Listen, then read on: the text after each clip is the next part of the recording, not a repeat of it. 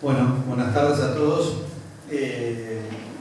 La idea es, en un tiempo relativamente acotado, poder analizar 4 ciudades argentinas, no toda la ciudad, sino centrarnos en algunos puntos que podemos definir como problemas o problemáticas y desafíos que estas ciudades tienen.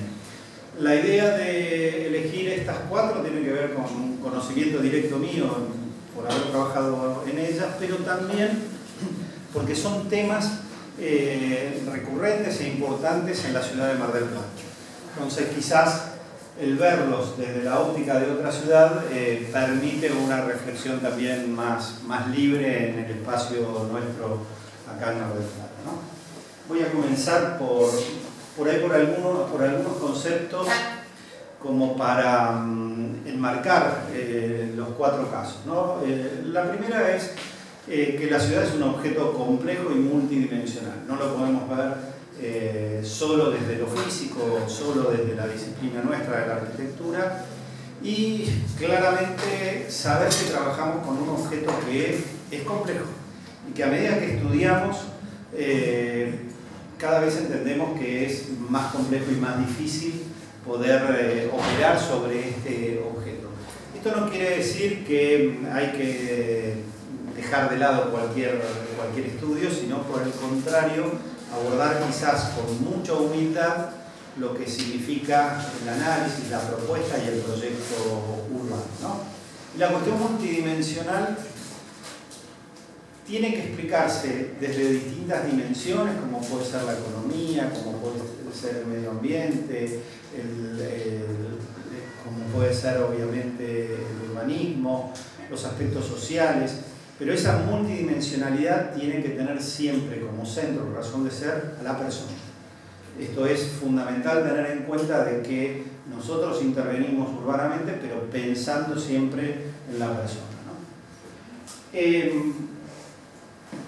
Me gusta también comenzar reconociendo que en los últimos 60, 70 años, cuando hablamos de urbanismo, hablamos de 3 tipos de aproximación a lo que significa la disciplina, que tienen que ver una con el tema del proyecto urbano. Quizás esta es la más antigua, que desde el Renacimiento hasta nuestros días, con algunos vaivenes, aparece con mucha fuerza. El diseño propiamente dicho del espacio urbano.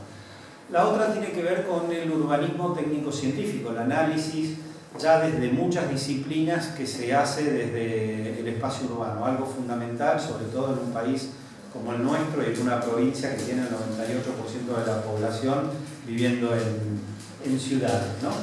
Y la tercera tiene que ver con el urbanismo como ideología y fundamentalmente podríamos decir como agenda política, ¿no? Es decir, no es una cuestión solo de técnicos, sino es una cuestión fundamentalmente de política y de política en términos centrales. La diferencia con el presente es que en estos últimos 60, 70 años las disputas entre estas visiones eran tan grandes que una anulaba a la otra. Quienes hacían la planificación tecnocrática miraban a los diseñadores urbanos y decían eso no tiene nada que ver con la planificación, lo mismo viceversa, y la cuestión política, bueno, esto es cuestión de los políticos, decían los técnicos, nosotros no nos metemos. Hoy tenemos en claro que las 3 son importantes y que tenemos que trabajar fuertemente en estas 3 líneas, ¿no? Sabemos obviamente que el planeamiento técnico es fundamental, que necesitamos cada vez de mejores estudios, pero a mí me gusta decir, no necesitamos amontonar datos, necesitamos construir información, tener estudios certeros, saber qué es lo que puede estar pasando, etc. Sabemos también que el diseño urbano, así como los sectores que pueden pagar un buen arquitecto, genera bienestar, genera mejoras económicas, etc. Toda la ciudad necesita de esto, entonces no da lo mismo la ciudad bien proyectada que la ciudad que no lo está, ¿no? Y fundamentalmente el urbanismo como ideología es central para la toma de decisiones. Si no hay decisión política, las cosas por sí no cambian. Entonces yo no creo en eso que dicen a veces o que uno suele escuchar en los pasillos de que bueno, la planificación es de los técnicos, después están que el político haga o no haga. No. Sí, nosotros, si es necesario, tenemos que meternos en la política para poder lograr este tipo de transformaciones. Pero desde la academia hay que armar un cuerpo de pensamiento fuerte que sea permeable justamente a las instituciones para lograr que se tomen esas decisiones, ¿no? Y entonces esas tres grandes tradiciones tienen estas tres manifestaciones básicas, como decíamos, que es el diseño urbano, el plan urbano y la acción política, ¿no? Otro de los conceptos para arrancar es este de la planificación entre el Estado y el mercado. Años 60, 70, 80 también, lo que se creía era que la planificación tenía que definir las leyes, la normativa y que después lo resuelva el mercado. La realidad es que el mercado te resuelve una partecita de la ciudad y hasta ahí nomás, generando mucha acumulación en pocos lugares y el resto muchas veces termina siendo un mar de miserias. O pasando este tipo de cosas, ¿no? Es decir, autorizaciones o pseudo-autorizaciones para transformar un territorio seco en un territorio inundable y tener sobreprecios en las ventas de tierra por esta calidad espacial, o el desmanejo de cuencas y ciudades, como es el caso de La Plata, la foto de La Plata, con la gran inundación, ¿no? Y parte del debate actual es justamente poner en crisis lo que en otras épocas creíamos que era la solución, ¿no? Estos grandes conjuntos, estos en México, estos grandes conjuntos de vivienda de interés social que hoy está demostrado psicológicamente lo que afectan a las personas, y la solución es dinamitarlos, demolerlos, etc. Ya ni siquiera intervenir. Pero fíjense que hay un paradigma en muy poco tiempo. Hay un paradigma que ha cambiado mucho y la planificación hoy tiene rasgos muy diferentes, ¿no? La foto es de Colombia, de Medellín, pero podría ser cualquier ciudad. Y uno se pregunta, ¿no? ¿Por qué pasa esto en nuestras ciudades? ¿Quién causa el problema? ¿La economía? Perdón. La economía, la política, el urbanismo. Me gusta plantear esto con mis alumnos porque desde el vamos tenemos que saber si somos parte del problema o miramos el problema desde afuera nuestro, ¿no? Entonces, ¿esto de quién es el problema? ¿Un problema de la economía? Pareciera que no tenemos nada que hacer, ¿no? ¿Es de la política? Bueno, si no nos metemos en política pareciera que no tendría nada que ver. Pero es un problema del urbanismo y sí, claramente también nosotros somos parte de este problema. Es un problema de la economía, es un problema de la política y es un problema de gran parte de las decisiones urbanas que se toman, ¿no? Muchas veces las exigencias o las sobreexigencias sobre el territorio están pensadas para determinados segmentos de población que tienen determinados ingresos y no para el resto. Entonces la ciudad ya de por sí viene con esa mirada sesgada y entonces empiezan a pasar este tipo de cosas. Bueno, yo voy a entrar en los cuatro casos. El primero es el municipio de Río Grande, en Tierra del Fuego. Estamos fuera del continente, no es una imagen desde el avión, esto es Río Grande, este es el río propiamente dicho, ¿sí? Vamos a trabajar sobre esta urbanización, que es lo que se llama margen sur. Pero bueno, acá pueden ver la ciudad más formal, el crecimiento hacia el norte, grandes vacíos urbanos que tienen que ver con tierras del ejército, con el aeropuerto, que cortan fuertemente lo que es la trama urbana. La costa como un lugar de valor, pese a que no es la costa del Mar del Plata, ni de una ciudad turística, es una costa fría, pero obviamente tiene su importancia. Bueno, les decía, para saber dónde estamos ubicados, o sea, salimos del continente. Estamos en una isla, ¿no? Estamos muy en el sur. Acá está Río Grande, en la provincia más joven de la República Argentina, que es la provincia de Tierra del Fuego. Otra imagen de Río Grande, acá está el centro institucional, la zona sobre el borde de la desembocadura del río, la trama urbana consolidada, ¿sí? Los vacíos urbanos que mencionaba y cómo sigue, ¿no? Acá podemos ver una imagen satelital, acá vemos el río con su desembocadura, la ciudad formal, y lo que vamos a ver es justamente la margen sur. En realidad Río Grande se funda acá, en un frigorífico, pero claro, este es el lugar donde el río cuando desborda se inunda. Entonces rápidamente la ciudad se traslada a esta zona y comienza a desarrollarse en todo este sector. Sin embargo, ha quedado algún tipo de asentamiento, un tejido residencial que ha llevado a mantener ciertas conexiones, incluso acá vemos un puente, pero lo que vamos a ver es cómo ha crecido esta zona en términos informales. Algunos estudios importantes a llevar adelante. A mí me gusta hablar de la tendencia previa al desarrollo y no del análisis histórico, no solamente juntar datos a lo largo de la historia de qué es lo que ha pasado, sino básicamente identificar aquellos datos que me pueden explicar la realidad de hoy. No importa tanto el dato que, insisto, el hecho histórico, si ese dato no me está explicando alguna de las características o de las condicionantes que hoy tiene la ciudad y que posiblemente no sea solo para el presente, sino también para el futuro. Entonces, en ese sentido podemos ir encontrando algunos datos, solamente traje algo a nivel de información, pero que nos puede estar explicando, por ejemplo, en este caso, la evolución de la trama urbana, la evolución de la población, algunos de ellos como determinadas normativas o determinadas ocupaciones, etcétera, que van a ser fundamentales en toda esa cuestión, ¿no? Los estudios a través de instrumentos más nuevos, mapas satelitales, imágenes fotogramétricas, los censos que cada vez podemos trabajarlo con más precisión. Ahí es donde el diagnóstico científico nos empieza a brindar una información interesante en tanto y en cuanto nosotros le pidamos esos datos. Es decir, no es, insisto, no es una cuestión de amontonar datos, sino de construir información. Y para construir información tengo que saber preguntar, tengo que saber qué es lo que voy a buscar. En este caso, la imagen nos está mostrando con 3 colores las zonas que estaban pobladas en el censo 91, en el 2001 y en el 2010.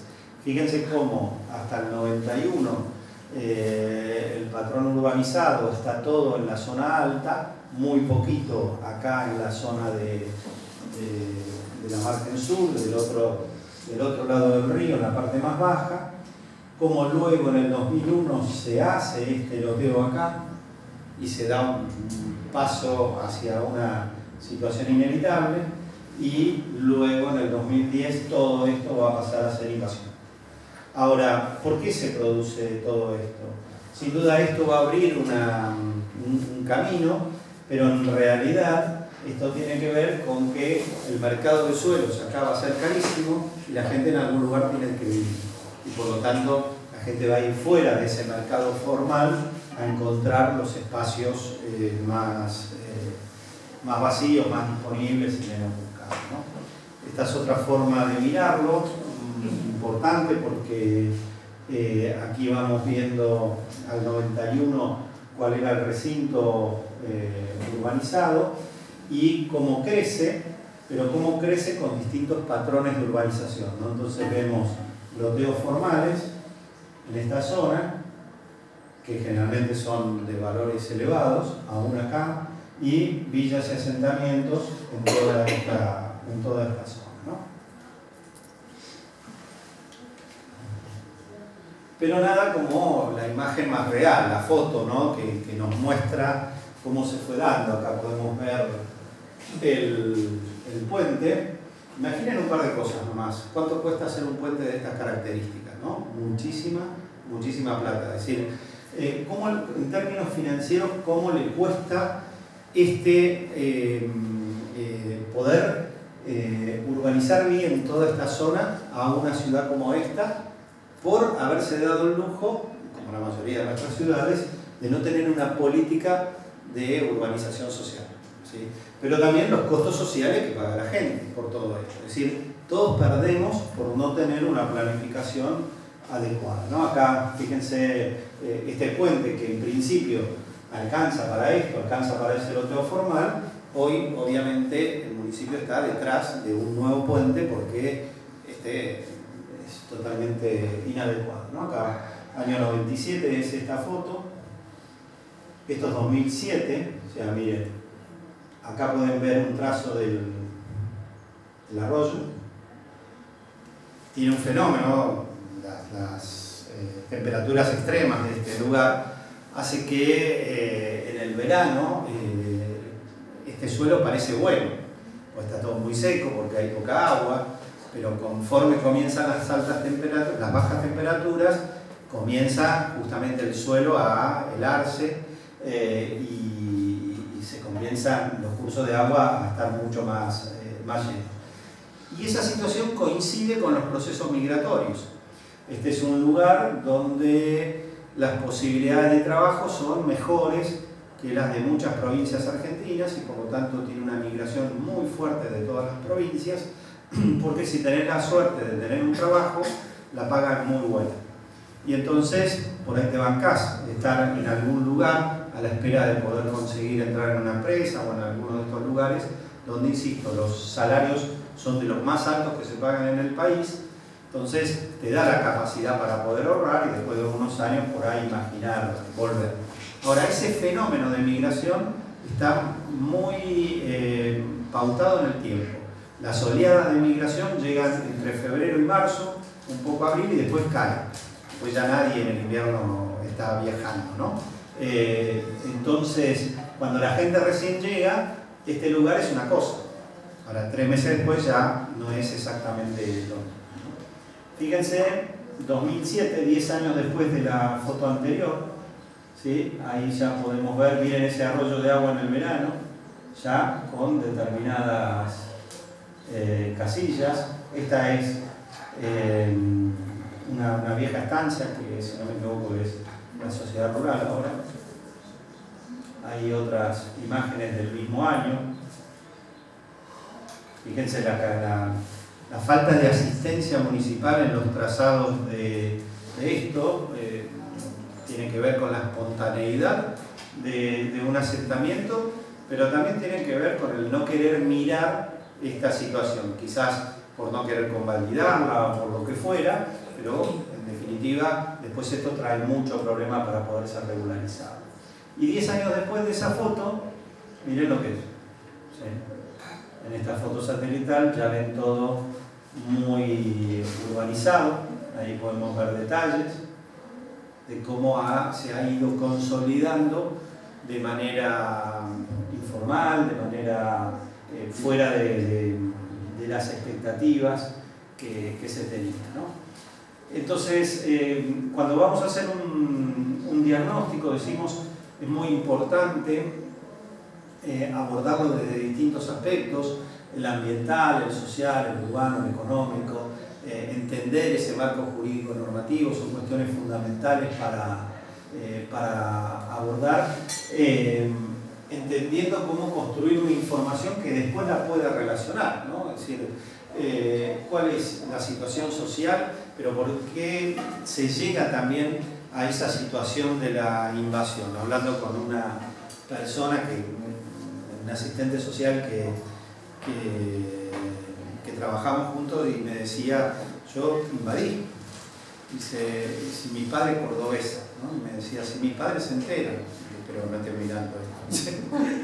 Pero si mis padres se enteran, dice, ellos no saben nada, yo no les cuento porque jamás haría eso en mi lugar, ¿sí? Pero acá son otras las pautas, es decir, dentro del lugar es un comportamiento sumamente tolerable, ¿no? Entonces, el entender esa relación entre lo urbano y lo social, o con lo ambiental y lo económico, es también fundamental, ¿no?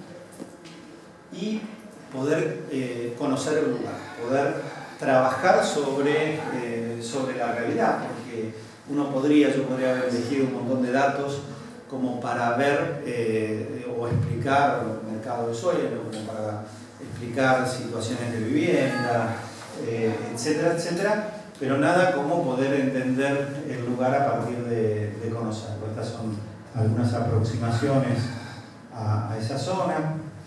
Esto, fíjense que toda esa zona de margen sur está sobre una barda, con lo cual acá sí, cuando te vinieron las nevadas, las lluvias más que nada, las heladas por las temperaturas, etc., esto cae en catarata, ¿no? sobre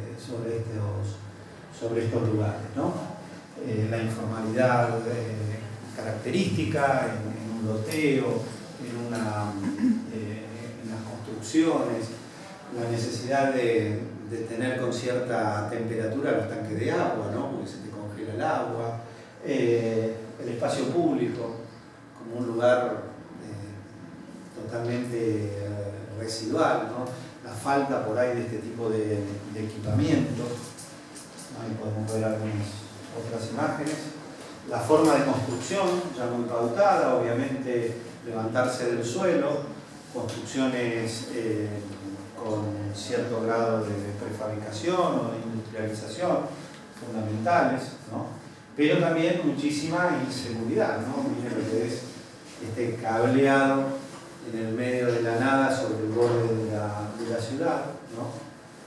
O alguno que necesita un arquitecto, ¿no? O sea, la manito. Y esto también es importante entender las capacidades que tiene, no solamente el municipio, sino las que tiene la gente. Es muy distinto cuando la autoconstrucción se da con gente que tiene capacidades a cuando te encontrás con gente que necesita justamente una mano profesional, ¿no? Entonces, ¿cómo miramos este espacio desde un lado y desde el otro, ¿no? La cuestión de las infraestructuras muy vinculadas a las cuestiones jurídicas, es suelo de invasión, muy probablemente con el consentimiento del propietario, cuestión que después de muchos años el Estado sale a hacer un salvataje y expropiar esa tierra a valores que nunca los hubiera tenido. En definitiva, costo social que paga la gente, negocio inmobiliario que termina beneficiando al dueño de la tierra, a un Estado que paga caro lo que es barato y en definitiva le cuesta llegar con estas infraestructuras. La ley que pone trabas justamente para el desarrollo de infraestructuras porque la tierra no está saneada jurídicamente, entonces te terminás teniendo aguateros, ¿sí? Un servicio carísimo que tiene que pagar toda la ciudad, porque acá todavía no se puede cobrar, con costos muy altos costos sociales muy altos para la gente y costos económicos muy altos para el municipio, ¿no? Fíjense el enjambre de problemas donde todos perdemos, ¿sí? Cómo operamos en la planificación para ordenar estas cuestiones, teniendo como prioridad a la gente y pudiendo ordenar justamente desde la formalidad urbana a las cuentas públicas, ¿no? Y es interesante ver ese fenómeno en términos también económicos, ¿no? Porque uno dice, bueno, no, sí, la gente no tiene plata. No es tan así el tema, lo vemos en esa imagen, ¿no? Hay momentos en los que si tenés trabajo la familia puede tener unos muy buenos ingresos y hay momentos que no. Entonces habrá familias que sí y habrá familias que no. Pero bueno, esta es una forma muy sencilla, obviamente, de quien prefiere tener unos buenos autos, ¿sí? Y no necesariamente una buena construcción, o viceversa, ¿no? O en este caso también en el mismo lugar, ¿no? El Estado se hace presente, obviamente, en la manera que puede. Esto es vivienda del Estado de hace algunas décadas, donde incluso, fíjense que la vivienda mínima, pero si vemos acá, y en otras fotos que tengo pero que no traje, cómo se va ampliando con el mismo proyecto, ¿sí? Entonces, está esa posibilidad de ampliar, aunque en los papeles, en términos de formalidad, eso no siempre sucede. O el Estado más actual, con proyectos de mejor calidad, en todo sentido, en términos constructivos y por supuesto de proyectos, que también empieza a trabajar en esta zona. Es decir, hay esfuerzos también en este sentido.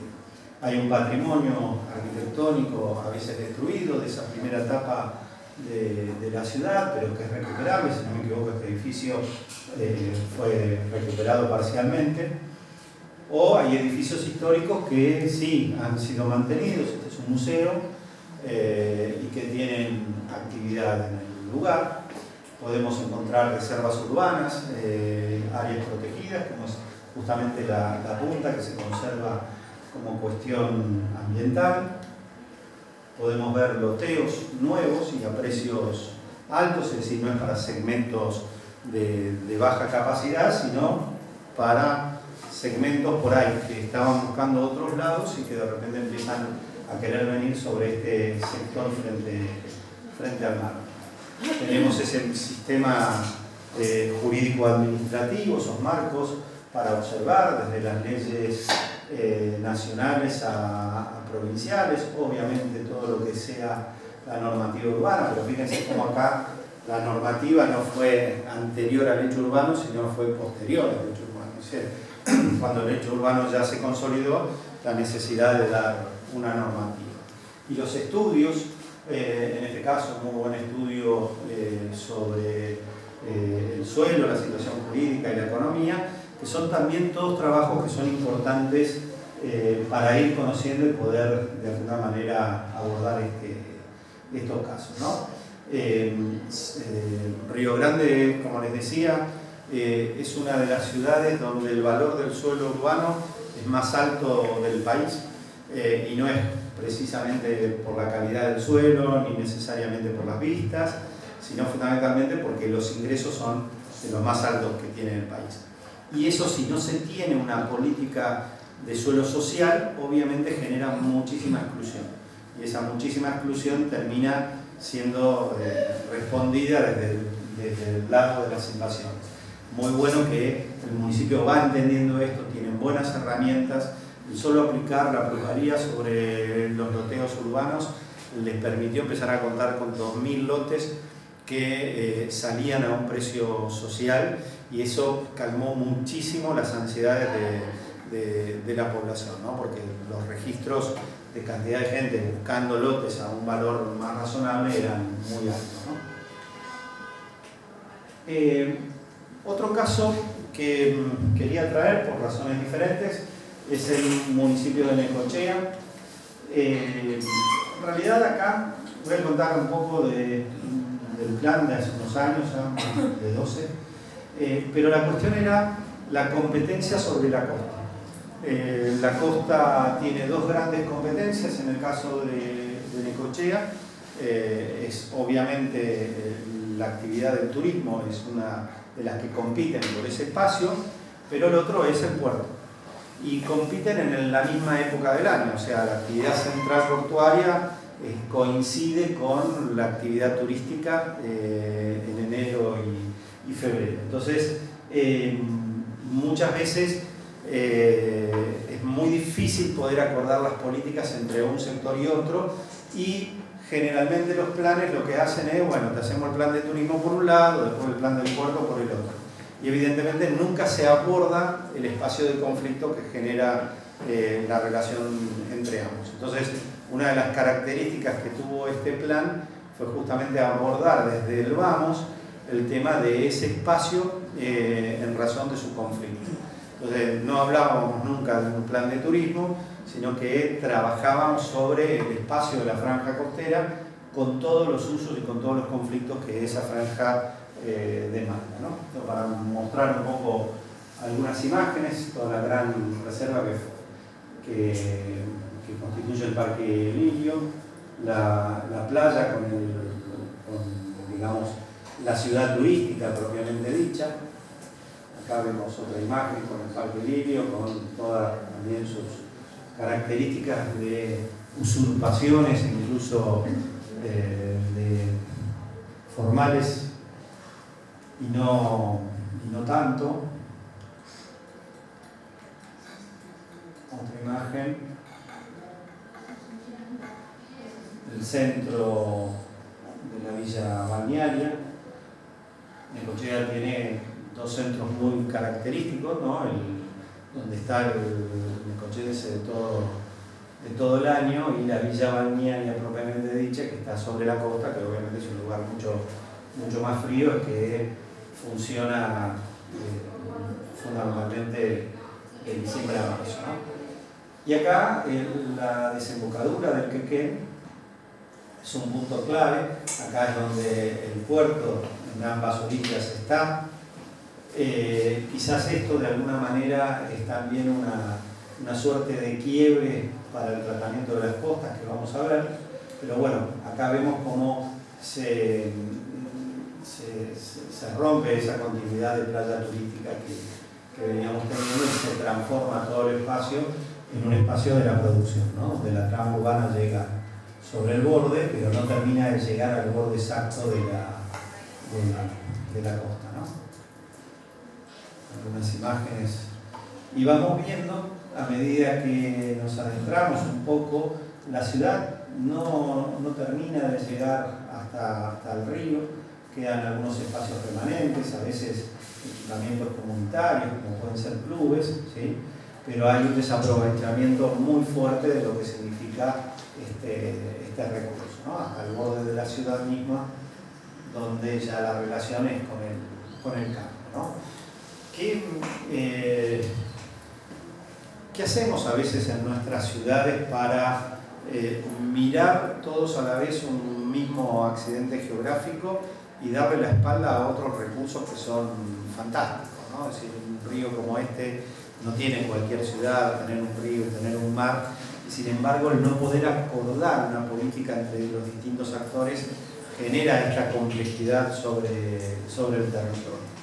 Nuevamente, algunos estudios preliminares de aquel plan, la tendencia previa de desarrollo, tratar de entender, incluso ni hablar la idiosincrasia del quequenense, ¿no? Nos ponemos a recordar la primera localidad de toda la región y finalmente es la única que no tiene su partido propio, ¿no? Formó parte de Lobería, forma parte de Necochea, por eso es tan fuerte esa necesidad de pelear por la autonomía, más allá de sus recursos, ¿no? Algunas imágenes de estructuras urbanas como para entender estas características. Fíjense, una de las centralidades, la otra centralidad, los espacios industriales, cómo forman parte de esto. Fíjense que hasta en este esquema de estructura urbana, el río aparece ahí como un espacio negativo, un espacio donde la ciudad no termina de llegar, se porta antes, ¿no?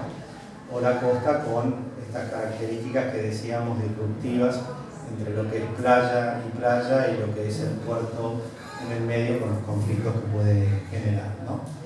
Las zonificaciones, como remarcando estos patrones de comportamiento, la antigüedad de la vivienda. Fíjense que son distintos datos, pero que nos ayudan a construir desde varias miradas esa información cuantitativa, que por supuesto necesita también de la cualitativa, ¿no? Y el tema de la evaluación del suelo como un factor también determinante en la ocupación, en el tipo de población que se va a asentar en cada uno de estos lugares, ¿no?